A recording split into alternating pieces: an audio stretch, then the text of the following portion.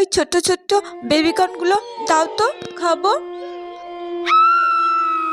একবার খেয়ে দেখি।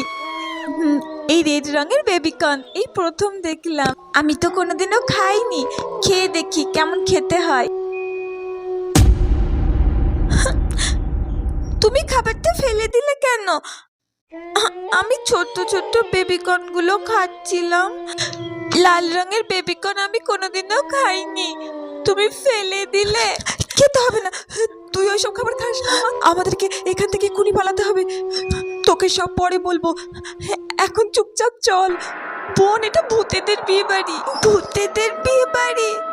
সেই জন্য তো ভাবছি সমস্ত কিছু লাল লাল রঙের খাবার কেন। শোন মনামা, এখানে কিন্তু কাউকে বুঝতে দেওয়া যাবে না যে আমরা সব বুঝে গেছি, তাহলে কিন্তু আমাদেরকে ছাড়বে না।